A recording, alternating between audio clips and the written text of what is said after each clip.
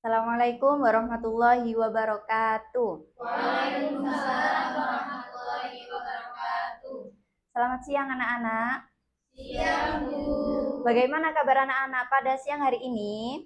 Alhamdulillah, luar biasa. Allahu Akbar. Yes. Oke. Sebelum dimulai pembelajaran pada siang hari ini, coba dilihat di bawah, takut ada sampah. Dirapikan juga bangkunya. Sudah selesai? Sudah. Sudah nggak ada, sudah siap? Siap. Oke. Sebelum memulai pelajaran pada siang hari ini, kita berdoa dulu untuk ketua kelas Mbak Ani. Mohon dipimpin doa di depan.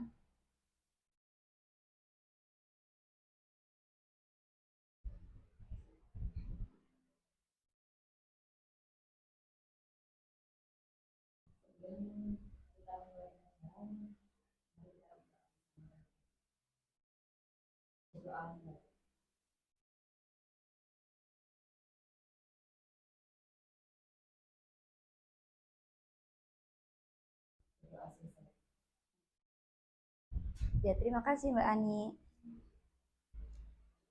Oke. Bu Guru akan mengabsen. Ada yang tidak masuk pada hari ini? Ada, Bu. Siapa? Asri. Oke, semoga yang tidak masuk diberi kesehatan. Amin. Coba teman-teman berdiri dulu. Kita mau ice breaking. Oke, kalau Bu Guru bilang tepuk semangat 1,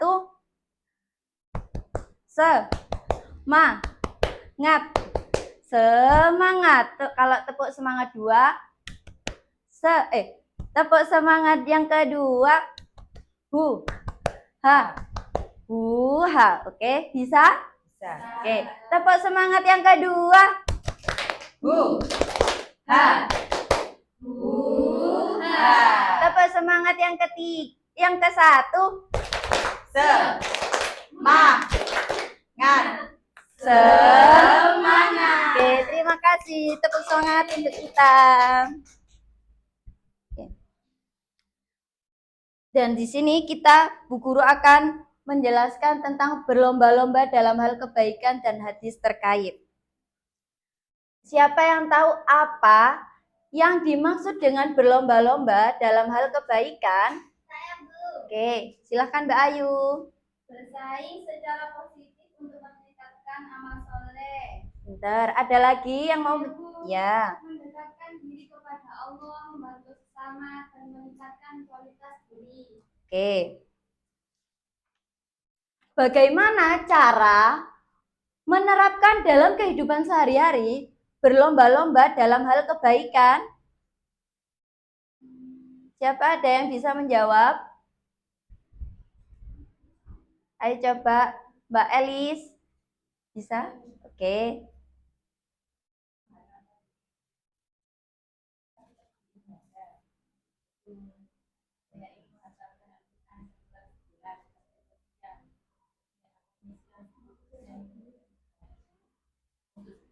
Bisa lebih keras Mbak Elis?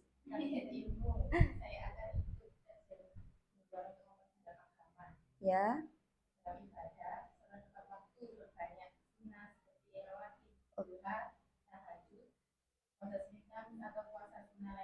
Oke. Sudah cukup, boleh cukup. Ada lagi yang mau menambahkan? Mbak Farah mungkin? Ya. Ya, contohnya di kehidupan sehari-hari.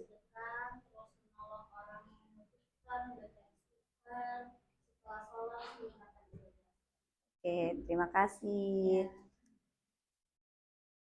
Dan yang kedua, Ibu akan di sini capaian pembelajarannya memahami ayat Al-Quran dan hadis tentang berlomba-lomba dalam hal kebaikan, larangan pergaulan bebas, dan zina. Dan ada juga tujuan pembelajarannya. Melalui pembelajaran cooperative learning, peserta didik mampu 1. memahami makna Quran surat Al-Baqarah ayat 148 tentang berlomba-lomba dalam hal kebaikan. Yang kedua, menyadari pentingnya Quran surat Al-Baqarah ayat 108 tentang berlomba-lomba dalam hal kebaikan. Dan yang ketiga, menerapkan nilai-nilai Quran surat Al-Baqarah ayat 108 tentang berlomba-lomba dalam hal kebaikan.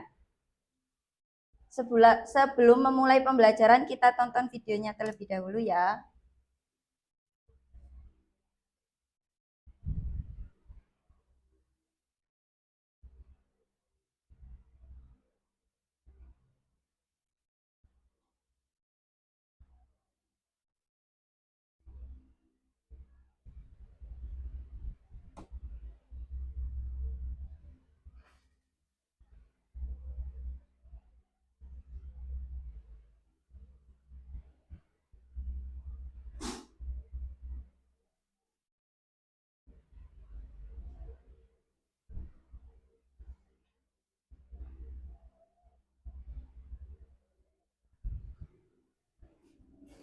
Oke, sudah selesai? Oke, kita memasuki pembelajaran. Di sini pembahasannya, kita nanti akan membahas 3 pembahasan. Yang pertama, 1, pengertian berlomba-lomba dalam hal kebaikan. Dan yang kedua, cara menerapkan dalam kehidupan sehari-hari. Dan yang ketiga, cara meningkatkan motivasi untuk berbuat kebaikan. Oke, Bu Guru akan menjelaskannya.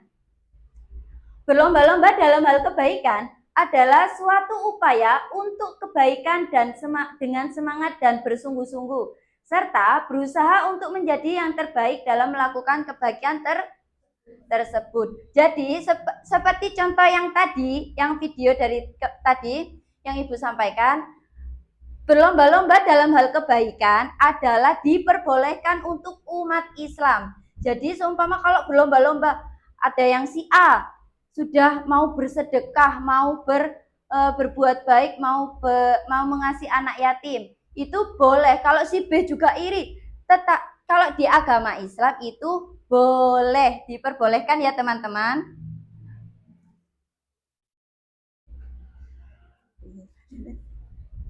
Oke, yang kedua, cara menerapkannya. Yang satu, memberikan sedekah. Memberikan sedekah kepada siapa saja? Kepada orang yang lebih membutuhkan dan kepada anak yatim. Contohnya, seperti kita melihat di sekitar kita terlebih dahulu, di keluarganya kita. Lihat apakah ada keluarga kita yang tidak mampu, kita lebih baik memberi keluarga tersebut. Dan yang kedua, dilihat juga dari yang terdekat dulu. Baru kalau tidak ada, kita melihat ke orang lain. Yang kedua, meningkatkan kualitas ibadah, yaitu meningkatkan kualitas sholat, puasa, dan ibadah lainnya. Kalau sholat kan pasti kita sudah sholat 5 waktu. Jadi kita lebih ditingkatkan lagi. Contohnya seperti kalau nambah sholat sunnah seperti sholat qobliyah subuh kan banyak pahalanya. Contohnya bisa mendapatkan dunia dan seisinya. Kalau puasa tidak juga puasa di bulan Ramadan saja, tetapi juga bisa puasa sunnah di hari Senin dan Kamis. Oke. Dan yang keempat, dan yang ketiga, yang terakhir, cara meningkatkannya, meningkatkan tujuan hidup dan nilai-nilai yang ingin dicapai. Jadi, kita kan pasti punya tujuan hidup masing-masing.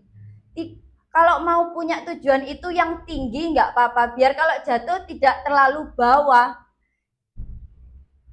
Terus yang kedua, mengembangkan empati dan memahami kebutuhan orang lain. Jadi kalau bersedekah, kalau ada orang kesusahan di tengah jalan, kita sebaiknya mempunyai rasa empati. Melihat contoh orang lain melakukan kebaikan dan menjadi inspirasi. Kan sekarang kan banyak sosial media kayak TikTok, Instagram, kan di sana influencer kan banyak, jadi contoh-contoh yang kita bisa ambil kebaikannya. Oke. Dan di sini Bu Guru akan membagi 2 kelompok. Coba berhitung dari 1 sama 2 ya anak-anak. Oke, dari Mbak Ayu. 1, 2, 1, 2, 1, 2.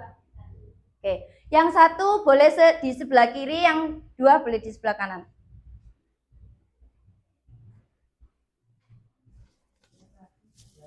Ya, kiri sini.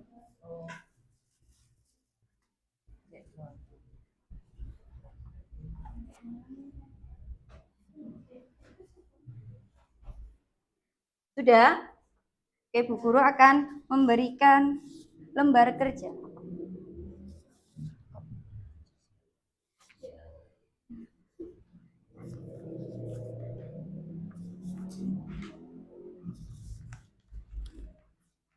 Ya, ada yang belum dapat? Sudah semua. Oke. Sebelum kita berdiskusi, kita membaca bersama-sama ya. Surat Al-Baqarah ayat 148. Oke. 1, 2, 3, yuk bersama-sama. Bismillahirrahmanirrahim.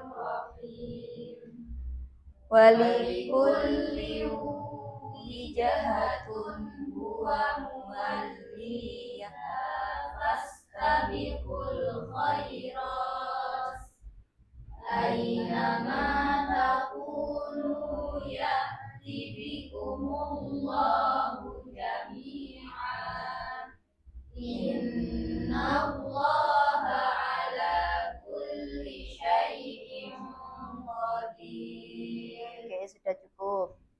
Terus di sini ada hadis tentang terkait. Bertakwalah kepada Allah dimanapun engkau berada, iringilah keburukan itu dengan kebaikan, niscaya kebaikan itu akan menghapus keburukan tersebut. Bergaulah dengan manusia dengan akhlak yang baik. Oke, tugasnya untuk kelompok 1 menelaah surat tersebut. Menelaah surat Al-Baqarah ayat 148. Dan yang untuk kelompok 2 menelaah hadis tentang tersebut. Ini hadisnya. Iya, di sini. Oke, ada yang mau ditanyakan? Mungkin? Enggak, Bu. Belum. Untuk kelompok 2. Hadis yang di depan ya, Bu. Iya. Boleh melingkar sama kelompoknya yang di belakang. Boleh berdiskusi.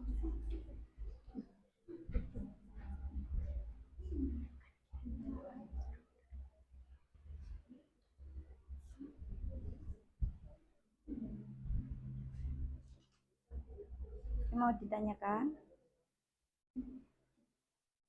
Menelaah itu apa, Bu? Menelaah itu kayak menjabarkan. Iya.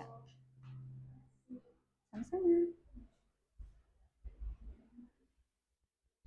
Oke, Mbak Ani. Boleh berdiskusi di belakangnya, Mbak Ani.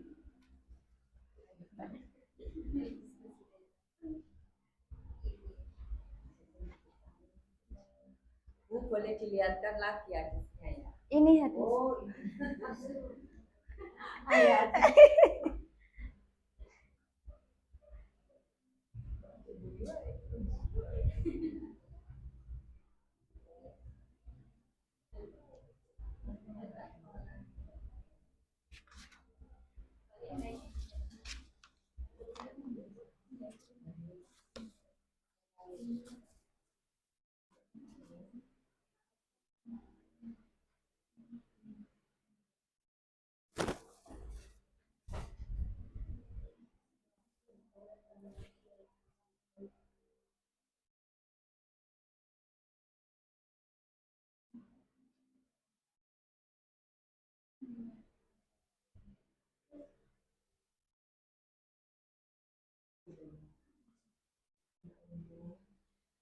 Waktunya 3 menit lagi ya, anak-anak. Ya, Bu. Oke.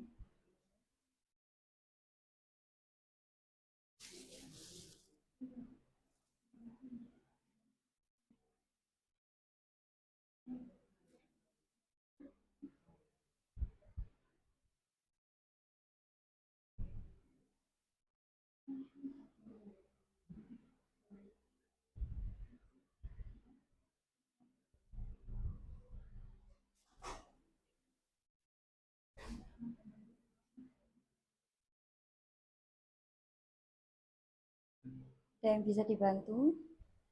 Ya, Bu.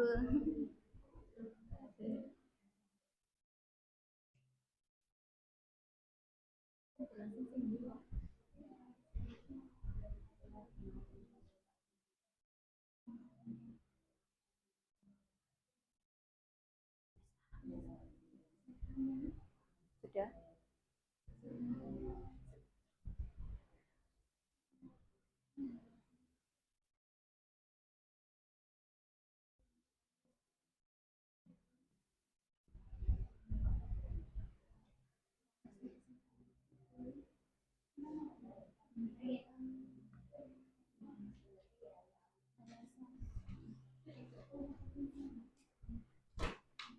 Kelompok 2 sudah? Kelompok 1 sudah? Ya, Bu, sudah. Oke. Silahkan masing-masing kelompok boleh bersuit. Siapa dulu yang maju duluan? Sampai Vira. Sama Vira. Satu kelas penting, Pak, ya? Ya. Oke. Yang kalah duluan. Ayo untuk kelompok 1 boleh maju ke depan.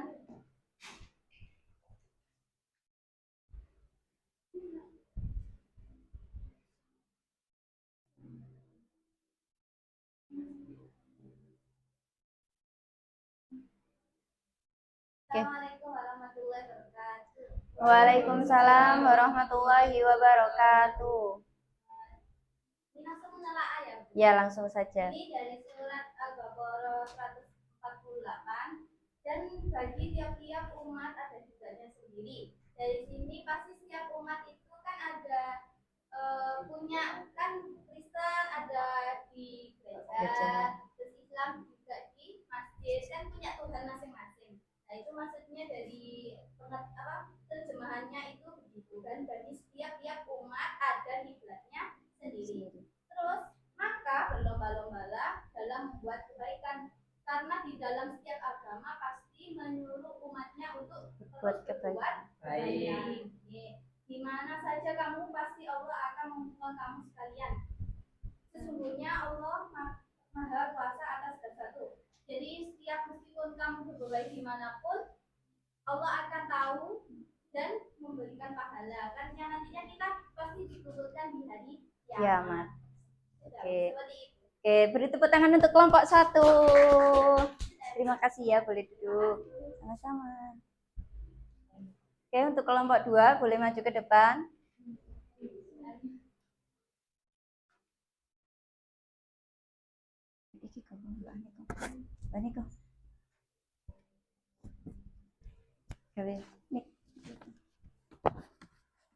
Assalamualaikum warahmatullahi wabarakatuh. Waalaikumsalam warahmatullahi wabarakatuh. Kami dari kelompok 2 akan menelaah hadis tentang kebaikan. Silakan Mbak Farah.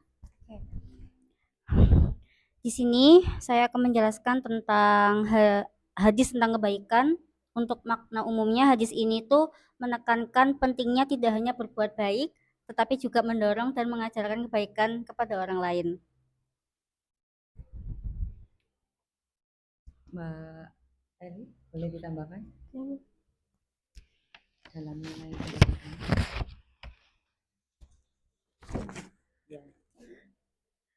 dalam dunia pendidikan, dakwah, dan media, siapapun yang berperan sebagai penyampai pesan kebaikan guru, dai, penulis, influencer, memiliki potensi pahala yang besar jika yang disampaikan menginspirasi amal soleh. Oke. Silakan Mbak Ani. cukup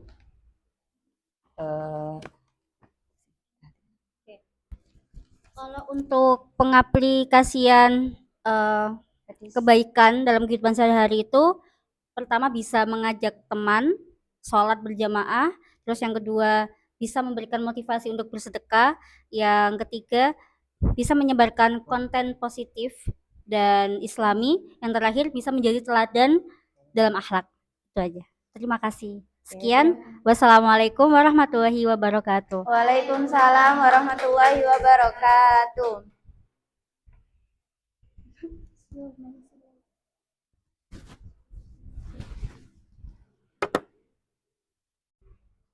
Baik, Ibu akan menambahkan sedikit untuk kelompok 1 dan 2. Yang pertama, benar sekali yang tadi dibicarakan oleh kelompok 1, bahwa setiap agama itu memberikan contoh yang baik, tidak akan setiap agama memperburuk umatnya. Jadi, kita harus toleransi. Tidak boleh, oh itu kelompok agama Kristen, itu agama Hindu, agama Buddha. Berarti untuk itu kita tidak boleh. Karena semua agama mengajarkan kebaikan. Dan untuk yang kelompok 2, oke. Kalau seumpama niatnya kita itu mau melakukan hal keburukan, tapi Allah itu selalu melihat kita dimanapun kita berada. Jadi makanya jangan mempunyai niat untuk berbuat berbuat buruk. Selanjutnya, semuanya sudah